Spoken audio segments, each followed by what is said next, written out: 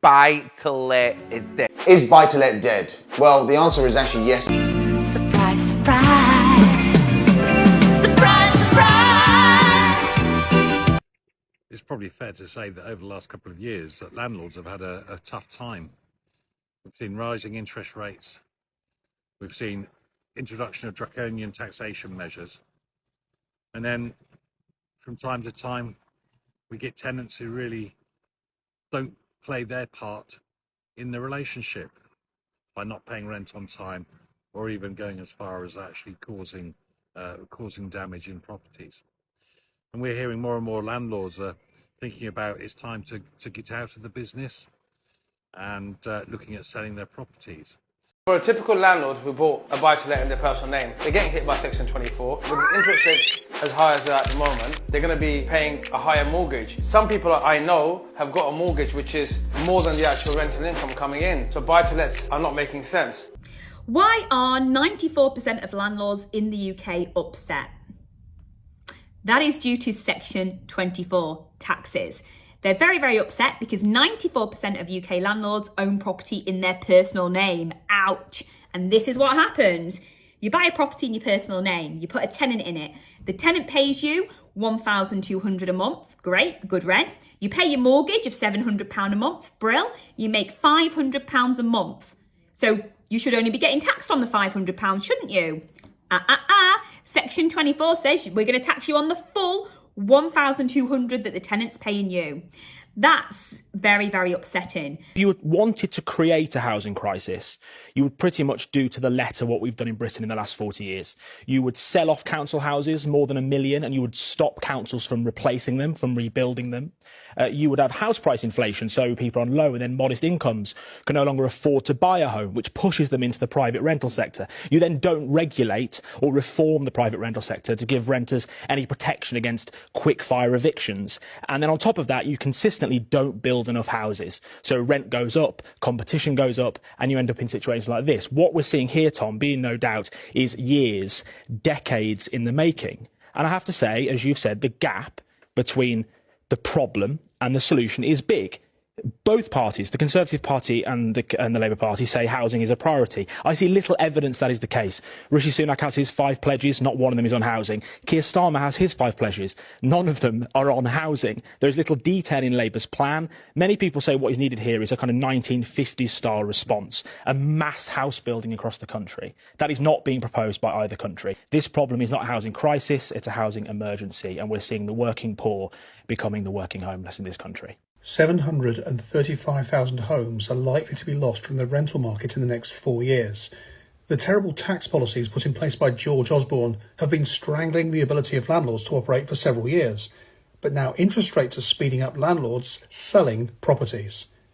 Economists predict that the lost homes account for about 13% of the total stock for renters. So if you're one of the muppets who can't understand why the UK needs landlords, does this make it any clearer? Do you understand the issues that are now coming down the track? Parasites leech on society. The biggest problem that's causing it. It shouldn't be allowed. So what am I waffling on about now? Well, this currently seems to be the mindset of the views on landlords. And don't get me wrong, there are some out there that fit the bill perfectly to all of them names. But not all of them. And a lot of feedback says if all landlords were to just sell up all of their buy-to-let properties now, that would fix the housing market for first-time buyers, because it would release so much more stock for them to buy. But is this really the answer? Because would that magically get rid of everyone's problems with their credit history? Would they suddenly be able to raise a deposit? What about all the tenants that are living in these rented properties at the moment, which are all happy? There'll also be a huge surge of people without homes then looking for somewhere to live. Now, I agree, the system isn't perfect, but hating on landlords and getting rid of them totally and basically getting rid of buy-to-lets, which is everyone's saying, is that really the answer? I'd love to know what you think. Comment your thoughts below. What are Labour going to do for landlords? We've got a countless amount of landlords at the moment. They're leaving. There's plenty of them around. They're leaving, and it's why rents are going up, Angela. What I've been very clear on is one of the problems in our housing market at the moment is we don't have enough social housing, and that's the real problem, and we will deliver social housing. But landlords are leaving the market. They are the ones that provide millions of homes for people across the country. The conditions are too difficult for landlords. There's no money in it for them. They're just they feel like they're being pressured from every side. There's nothing there. Then when it comes to renew their buy-to-let mortgage, it's now through the roof, as it is for everybody. They have to pass those costs on to their tenants. So obviously high demand, low supply, rents go up. Just wondered if you've got a plan as Shadow Housing Secretary for landlords. Landlords are, the rent costs at the moment, believe me, they're very high. Prices go up when they leave the market and the demand stays the same. No, because I'm going to build the houses we need. That's what we need. That's the point I'm making. If you had £100,000, what you could do to become financially free is you put down a £25,000 deposit on 4 properties. Yeah, but it's not though, is it? It's not £25,000 because you're talking solicitors' fees, regulations, insurances, setup, costs, kitting out, travel, estate agents, sourcing fees. When you break all that down, if you had 25 grand per house, really you're probably actually going to knock it down to about £19,000 per property. That's now dropped in terms of what you're able to purchase. I now need 13 properties to meet the minimum income which I was earning from a job. Important video for property owners here. Section 24, which I'm sure you're aware of. You cannot claim tax deductible off your mortgage interest or your mortgage loans, which is awful. About 30% of private landlords have gone. There was a plan by Osborne, started nearly 10 years ago, to get private landlords out.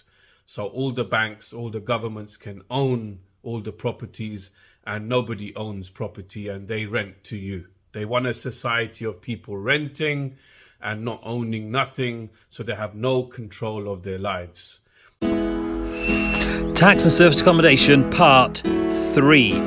This one is the big one. This is section 24. So section 24 is an amendment to the Income Tax Act that actually took away a massive benefit that landlords had. You used to be able to take the mortgage interest that you've paid and actually offset that against your rental taxable income. However, that was tapered out somewhere around about 2016 right through to 2020. So since 2020, you have completely lost this benefit against your rental income. However, this does not apply to serviced accommodation because the amendment only applies to residential rental income. The long game, fair enough. If you buy in the right areas, you get that capital growth, and then over time you add units, and hopefully you get good tenants. But I was like, the amount of money I'm putting into a property deal and getting £250 a month, £300 for cash flow, I can go and buy a business that gives me $500,000 profit. So would I buy the income now of $500,000 and then reinvest that into maybe commercial property or something else, a bigger play? Or do I put the same money into this business, I guess £300 with a headache tenant? To me, it just didn't make sense. One boiler failure and suddenly that money's gone. Yeah, anything that has a single point of failure is a problem. Yeah. And business and property are both underpinned by people regardless. One's underpinned by tenants, one underpinned by staff and customers. Which one would I prefer? For me, the trade-off is the risk reward is ridiculous for me to even consider the one over the other. So it's something we're seeing daily in the news that landlords are leaving the sector. And sadly, it's true. Loads of landlords are leaving because they own the properties in their personal name. They're not set up in the most tax-efficient way, which is owning a property in a limited company. As a result of them owning properties in their personal name, they're being hit with something called Section 24 tax, which essentially means they're paying tax on the revenue that property is generating. So unable to deduct the cost of the mortgage from the revenue, which means their biggest cost as a business is their mortgage and they can't deduct it from the cost of operating. And that has huge ramifications. Partly because all of a sudden you're paying tax and your tax bill is almost just shy of what your mortgage costs. You may or may not know in 2015, George Osborne had this fantastic idea of Section 24 tax, or the anti-landlord tax, which effectively meant that for your standard buy-to-let landlord, you could no longer offset the interest on your mortgage as a business expense, which means as a result, many buy-to-let landlords are being stung for additional tax on money they never earned in the first place. Now, converting a buy-to-let property into a holiday let or furnished holiday let in accounting terms would automatically negate the need to be part of Section 24 and would effectively mean that you could now once again offset the expense of your mortgage as an expense. So no longer would you be paying tax on money you never earned. So one of the massive benefits is you don't have to worry about Section 24 anymore. So anyone who's a buy-to-let landlord already will understand that Section 24 stings. If you're renting a property out for £1,000 per month and your mortgage is £500 a month, then you make a profit of £500. It means that you'll pay tax on the £500. Aha, not anymore. Thanks to Section 24, you pay tax on the full amount. You can't claim back the mortgage rent as a tax deductible. This is a horrible attack on landlords, but it's in force and you can do sweet FA about it. Or can you? This doesn't apply if you run your properties on Airbnb. Is mortgage interest a deductible expense on your self-assessment tax return? Well, due to Section 24, mortgage interest is actually no longer an allowable expense when working out your property profits. Section 24 is a UK tax law that affects how landlords can claim mortgage interest relief on their rental properties. Before Section 24 came into play, landlords could deduct their entire mortgage interest payment from their gross rental income before paying taxes. Now, however, landlords can only claim a 20% tax credit on their mortgage interest payments. This change means landlords could face higher tax bills, especially if they're higher rate taxpayers. The impact could be significant for those with larger mortgages or those on higher interest rates, potentially making their rental property investments far less profitable.